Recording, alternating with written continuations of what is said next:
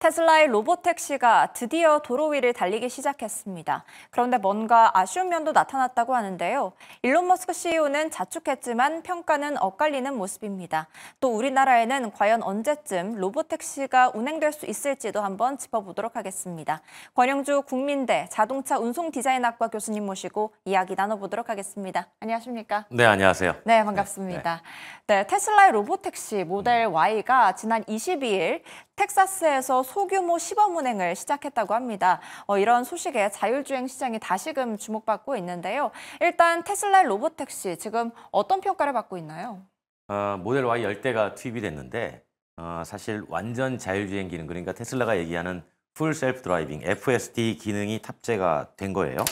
그 8개의 카메라가 사람의 인식, 눈에 해당하는 인식 센서가 투입이 됐고, 그런데 아직까지는 혹시 모르니까 동승석에 사람이 타서 모니터를 하는 그런 형태였고요. 시작하고 나서 문제가 미국 내에서는 많이 지적이 됐습니다. 네. 그 첫 번째가 좌회전 전용 차선에 진입한 뒤에 방향 전환을 좀 주저주저하는 모습이 좀 있었고, 또 갑자기 오른쪽으로 스티어링을 틀어가지고 직진하는 장면이 좀 포착되기도 했고요.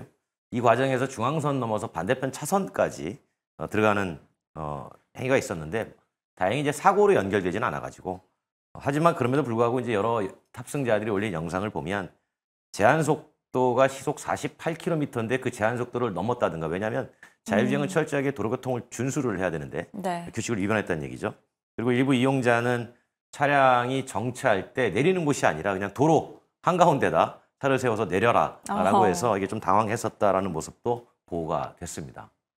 네, 그렇다면 이미 시장에 진출해서 많은 로보택시를 보유하고 있는 구글의 웨이모와 약간 비교가 될 수밖에는 없을 것 같습니다. 웨이모는 현재 어떻게 이루어지고 있을까요? 사실 그 자율주행 로보택시의 선두주자는 웨이모죠. 웨이모는 이미 유료 운행 건수가 1000만 건이 넘어요. 그러니까 1000만 명이 돈 주고 실제로 탑승을 했다는 얘기입니다. 그리고 이제 중국에는 이제 바이두가 열심히 하고 있는데, 바이두도 누적으로 이미 한 900만 건 정도 달성을 했으니까 900만 건 정도도 똑같이 얘기하면 900만 명이 돈 주고 탔다, 아무 위험 없이 안전하게 운행이 됐다, 이런 얘기잖아요. 네. 중국 같은 경우는 이제 우한이라는 도시가 있는데, 우한의 도시에 가면 거의 그 로보택시 서비스의 경쟁이 치열한 도시로 이렇게 평가받을 만큼 가면 아주 흔하게 볼 수 있고요. 미국도 이제 뭐 잘 아시는 것처럼 샌프란시스코나 캘리포니아 쪽에 가면 이제 많은 도시에서 이제 구글이 열심히 운행을 하고 있는데, 아마 저도 타봤지만 가서 타고 오신 분들이 항상 얘기하는 게 너무 신기했다. 안전할지 의심이 됐지만 전혀 불안감이 없었다라고 하면서 이제 지금 선두권을 치고 나가는 중인 거죠. 네. 웨이모는 29개의 카메라와 센서로 인해서 이제 정밀 지도를 사용해서 자율주행을 하고 있는 걸로 알고 있고, 반면에 아까 말씀하신 것처럼 테슬라는 8개의 카메라를 통해서 이제 지도에 의존하지 않는다고 알고 있는데, 그렇다면 상대적으로 적은 제작 비용이 강점이라고 볼 수도 있을 것 같습니다. 테슬라가 빠르게 격차를 좁힐 수 있는 부분이 뭐가 있을까요? 그러니까 결국은 이 로보택시 사업은 우리가 한국에서 쓰는 정확한 법률 용어를 쓰면 유상 운송 사업입니다.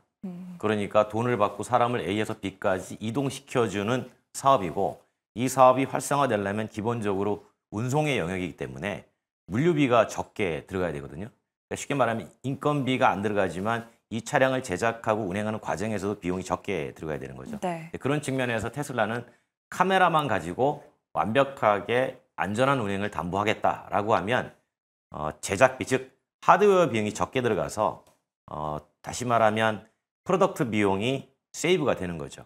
반면에 이제 구글 같은 경우는 아직까지 완전을 확실하게 담보하려면 더 많은 센서가 필요하고, 이 센서가 끊임없이 데이터 학습을 통해 가지고 인식을 한 다음에 그때 안전이 확보가 되니까 아직까지 투자가 필요하다, 그런 상황이어서 뭐 어느 쪽이 더 우세하다고 볼 수는 없지만 테슬라 관점에서 보면 얼마나 많은 유료 운행 건수를 빨리 기록할 수 있느냐. 이 얘기는 투입 대수가 지금은 10대지만 얼마나 짧은 시기에 투입 대수를 늘려가느냐. 이게 이제 사실은 핵심인 거죠. 빠르게 데이터를 확보를 해야 더더욱 안정성과 또 확장성이 담보가 되기 때문에 그런 점에서 말씀을 해주신 것 같습니다. 그런데 중국 우한의 경우에 로보택시 경쟁 도시라고도 말할 수 있습니다. 이미 사람만큼 운전을 잘하는 로보택시가 길거리에 즐비하다고 하던데요. 네, 중국 뭐 우한 저도 가봤습니다만 그냥 로보택시 타는 것 자체가 이제 이상한 행위가 아니라 누구나 시민들이 그냥 편하게 앱에서 호출해가지고 타는 이런 행위들은 그냥 너무나 쉽게 볼 수 있습니다. 그래서 가끔은 인간 운전자 하시는 분들이 인간 운전자라고 네. 얘기를 하는데 보통 로봇 운전자, 인간 운전자 이렇게 표현하는데 네. 인간 운전자분들이 저 로봇 택시 때문에 우리의 일자리가 다 없어진다. 그런 우려를 실제로 내뱉고 있기도 하죠. 근데 이렇게 전 세계 중에 특히나 이 미국과 중국이 로보택시 사업에 적극적인 이유가 따로 있을까요? 좀 워낙 광활한 대지 때문일까요? 예, 이렇게 보시면 됩니다. 사실 그 로봇택시 이른바 자율주행 AI 기술은 AI 분야의 마지막, 뭐 아주 쉬운 표현으로 하면 끝판왕이다라는 표현을 하거든요.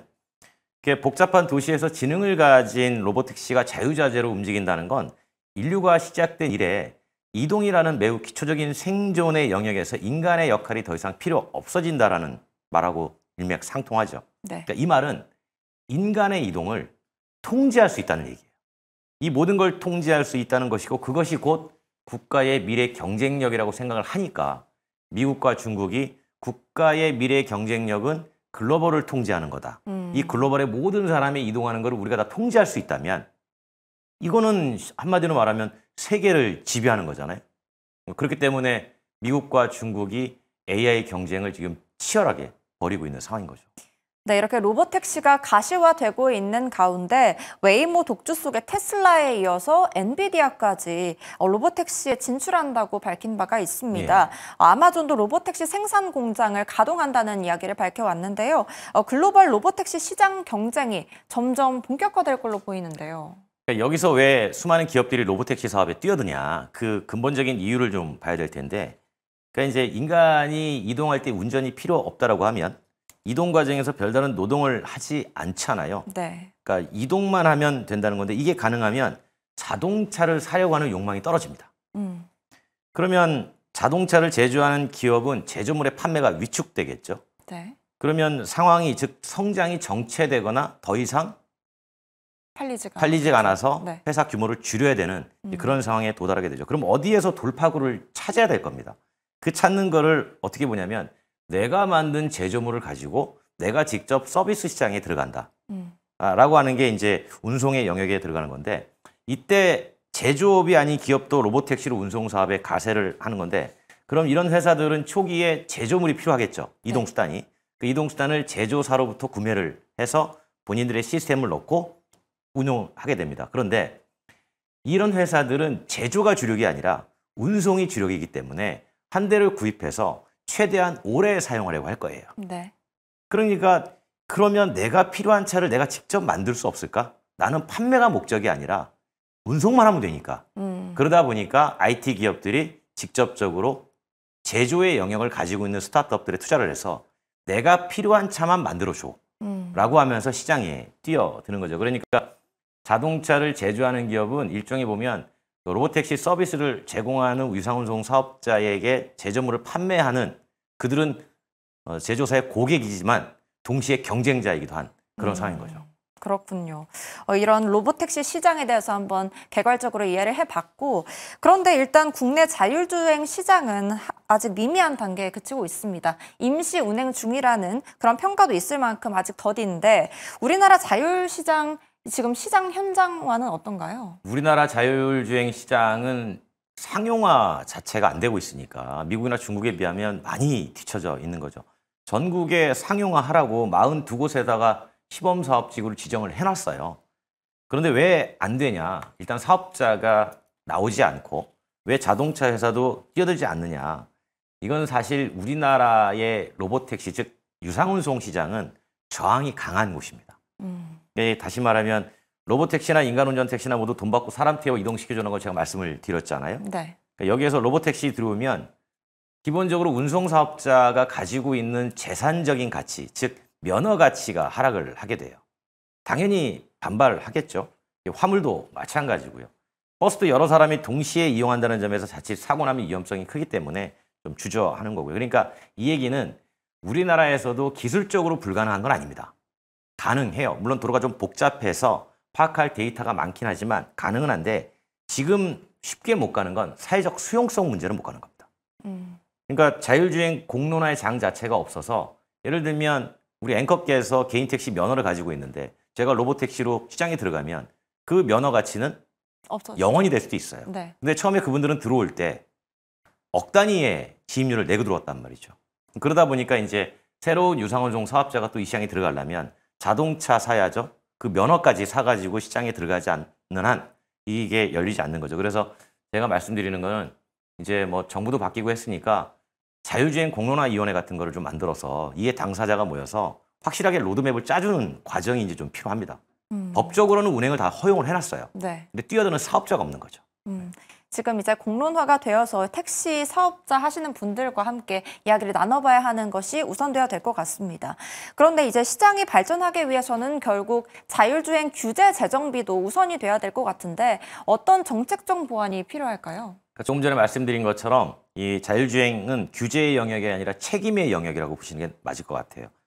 근데 이제 사고가 났으면 책임 소재에 대한 사회적 합의가 전제돼야 되는데 예를 들면 로봇택시 전용 보험이 나와서 이 보험상 처리가 된다라든가 이런 것이 가능해야 되고 또 로봇택시 운행 때 발생 가능한 도로교통 상황에서 인간이랑 똑같이 대처를 못하니 어떻게 대처하는 게 인간의 대처로 인정해 줄 것인가. 그러니까 여기에 대한 정의가 좀 있어야 되고요. 동시에 이제 유상운송 사업에서 제품에 문제가 발생했을 때 만약에 이게 이제 인사사고가 났다거나 했을 때 그 형사상의 책임을 누가 질 것인가에 대한 합의가 명확히 필요한 상황이에요. 그러니까 네. 서비스 제공을 할 수 있으나 책임을 누가 질 것인가에 대한 논란이 아직도 분분한 상황입니다. 네, 누가 이 사고가 났을 때 누가 책임을 지느냐 이런 것들이 계속 문제가 되고 있기 때문에 그런 것부터 차근차근 공론화를 시켜서 안정이 돼야 될 것 같습니다. 지금까지 글로벌 로봇택시 시장 경쟁이 본격화되는 와중에 우리나라에는 로봇택시가 언제쯤 상용화가 될지에 대해서도 한번 이야기 나눠봤습니다. 오늘 말씀 감사합니다. 네, 고맙습니다.